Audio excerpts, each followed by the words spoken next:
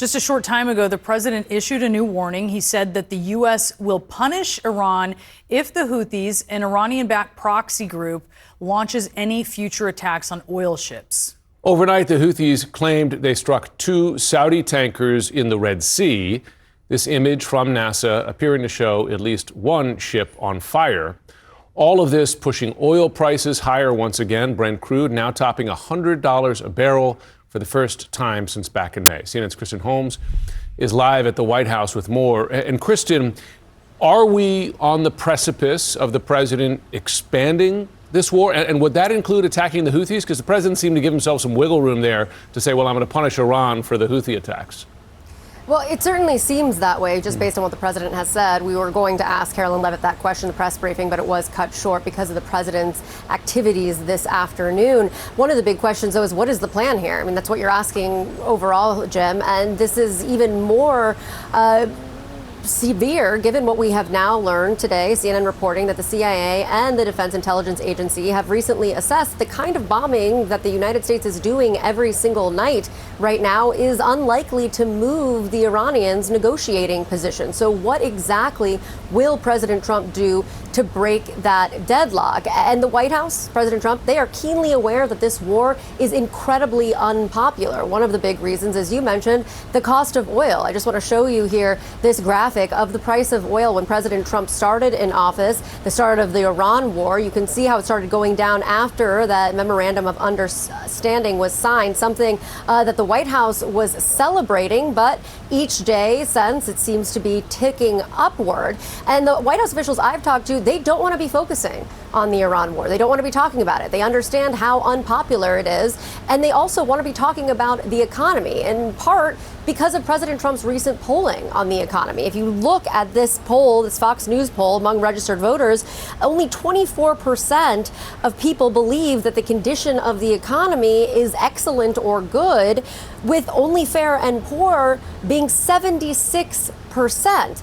And the economy is a huge reason why President Trump was elected back into office. So it likely is also playing a role on his approval numbers. Which you can see here, 39% of people only approve of his job that he is doing in office, where 61% now disapprove. But again, Jim, I mean, the big question here is, what is he going to do? We know that for weeks he has been considering expanding the war. The Wall Street Journal is reporting that medics are being sent to Germany. We know that ships are being sent to the Middle East. But is he actually going to take that step?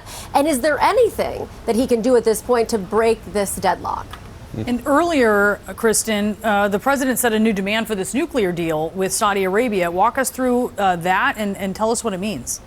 Well, it certainly seems as though this threw a wrench in the entire deal. And Karoline Leavitt said as much during the briefing that he decided this condition this morning. So I'm going to show you the post that he made about the Saudi nuclear deal. It says, even though it's already been approved, it is totally subject to Saudi Arabia joining the very respected and successful Abraham Accords. There is a lot to unpack here. One, we have no indication that Saudi Arabia is willing to join the Abraham Accords. They had their own conditions on Israel, which Israel has said that they will not meet if they were going to normalize relations with Israel. It's unclear what this does. Karoline Leavitt saying that the deal was still moving forward, but also said it was dead if, in fact, they didn't sign up for the Abraham Accords. We have not learned what caused President Trump to make this shift, to add this condition to this civil nuclear deal, although it does seem likely there was an enormous amount of unease in the Senate. There was a lot of media coverage about this deal, a lot of pushback on the deal overall. So this is now a condition that it's unclear why they went through the process of approving it, signing it, and now they're saying it's going to be dead if they don't meet these conditions, which we have not gotten answers on if they've said they will in any way. Yeah, and is a tweet legally binding or whatever they signed in that agreement? Right. Kristen Holmes, thanks so much. We're joined now by former Defense Secretary and CIA Director during the Obama administration, Leon Panetta. Sir, good to have you on the show. Good to be with you, Jim. So first on the Iran war, because the Trump administration and the president seem to believe they have control here, that they could dial up or dial down military action as they need. But it's actually Iran and its allies that have now expanded this conflict once again to another front, the Houthis attacking shipping in the Red Sea. And I just wonder, from your perspective, who has the upper hand right now in this conflict? Well, history tells us that forever wars do not end well. And I think that's the box we're in right now. Whether it was Vietnam, whether it was Iraq, whether it's Afghanistan, or whether it's Iran right now, the problem is that there really is no clear objective that the president is trying to put his arms around. So he continues military attacks, which intelligence makes pretty clear is not going to move Iran. And at the same time, the American people are paying a very heavy price as a result of oil prices going sky high and the cost of living increasing as much as it is. And so he's basically in a box right now, trying to figure out if there's a way out. And frankly, I think right now, this country is in deep trouble in terms of figuring some kind of strategy that can end this war. It does not look well at this point. So this attack was on Saudi ships. How do you see that? Is it at all a response to this Saudi-U.S. nuclear deal? Well, it's hard to tell. You cannot ignore the fact that the Houthis are now trying to basically establish a blockade on oil passing through the Red Sea. And with the Straits of Hormuz closed, and the Houthis now trying to block oil going through the Red Sea, what you're talking about is even a greater impact in terms of the price of oil. So the president really doesn't have much alternative but to be able to go after the Houthis in order to try to interfere with their blockade. If he doesn't do that, then we're going to continue to sit here with what I think is a potential oil crisis that could really hurt our economy.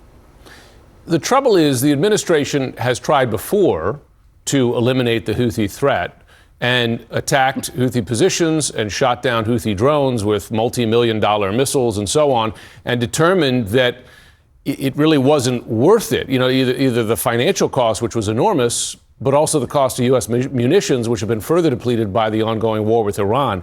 Is there a good military operation for dealing with the Houthi threat to the Red Sea? Jim, you're familiar with what happened with the Houthis in the past, and essentially it was another one of these forever wars where we decided to go after the Houthis. The Saudis went after the Houthis. The UAE went after the Houthis. And in the end, none of that worked. The Houthis continued to attack ships in the Red Sea. And so I don't see a viable strategy here to ultimately be able to shut down what the Houthis are doing. I think the only alternative for the administration is to get back to the negotiating table in some way to be able to try to address a way out of this war. Attacks, bombs, blockades, other approaches, it can look like the president's taking the right action, but in the end, it is not going to result in any kind of significant change to the current situation. We're in a box. We got to figure out a way to get out of it. How do they get back to the table and have leverage? How would you do that? Yeah. I think there's only one way I've thought of to achieve any kind of leverage in dealing with Iran, and that relates to the Straits of Hormuz. It was a mistake in the MOU to imply, and it did strongly imply, that Iran would control the Straits of Hormuz. That was a bad mistake. And the result is they continue to use that as leverage to get back at the United States. What the United States has to do in order to get any kind of leverage here is it has to take control of the Straits of Hormuz and be able to control the free access that is necessary in order to be able to restore our economy. If the president doesn't take any action to be able to take control of the Straits of Hormuz, then I think we're only left with the hope that somehow we're going to get back to a negotiating table that is now not only going to consider what happens in the nuclear area, but is going to consider what happens to the Straits of Hormuz as well. That's going to be a very complicated negotiation.